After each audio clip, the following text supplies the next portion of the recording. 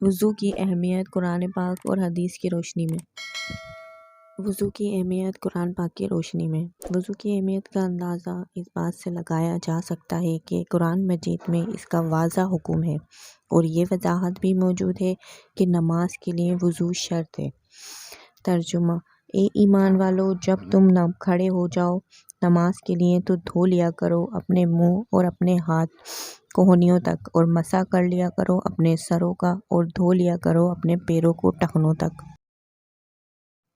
میں ایک مرتبہ ابو ہریرہ رضی اللہ تعالیٰ عنہ کے ساتھ مسجد کی چھت پر چڑھا تو آپ نے وضو کیا اور کہا کہ میں نے رسول اللہ صلی اللہ علیہ وآلہ وسلم سے سنا تھا کہ آپ صلی اللہ علیہ وآلہ وسلم فرما رہے تھے کہ میری امت کے لوگ وضو کے نشانات کی وجہ سے قیامت کے دن سفید پیشانی اور سفید ہاتھ پاؤں والوں کی شکل میں بلائے جائیں گے۔ تو تم میں سے جو کوئی اپنی چمک بڑھانا چاہتا ہے تو وہ بڑھا لے، یعنی وضو اچھی طرح کرے۔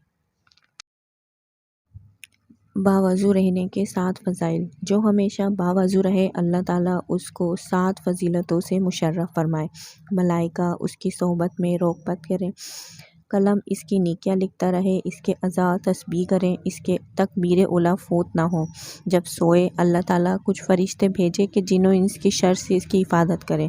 سکرات موت اس پر آسان ہو جب تک باوضو ہو، امان الہی میں رہے۔ وضو میں چند چیزیں فرض ہیں، اگر ان میں سے ایک بھی چھوٹ جائے تو کچھ کمی رہ جائے تو وضو نہیں ہوتا اور آدمی بے وضو رہتا ہے۔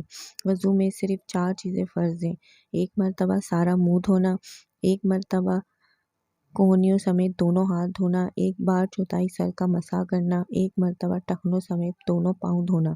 اتنا کرنے سے وضو ہو جائے گا، لیکن سنت کے مطابق وضو کرنے سے وضو بھی ہو جاتا ہے اور زیادہ ثواب ملتا ہے۔ وضو کے بعد کی دعائیں۔ میں گواہی دیتا ہوں کہ اللہ تعالیٰ کے سوا کوئی معبود نہیں، وہ اکیلا ہے، اس کا کوئی شریک نہیں، اور میں گواہی دیتا ہوں کہ حضرت محمد صلی اللہ علیہ وآلہ وسلم اس کے بندے اور رسول ہیں۔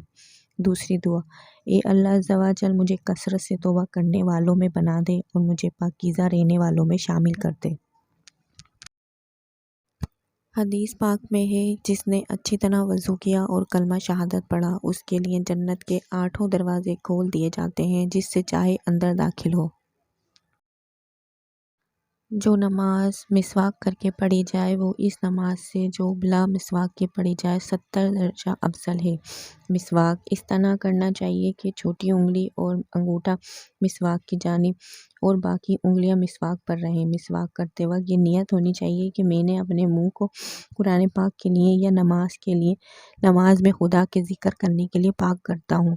مسواک کرنے کا طریقہ یہ ہے کہ پہلے مسواک اوپر کے جبڑے میں داہنے طرف پھر بائیں طرف کرنا چاہیے۔ مسواک نہ ہو تو داہنے ہاتھ کی شہادت کی انگلی سے دانت ملنا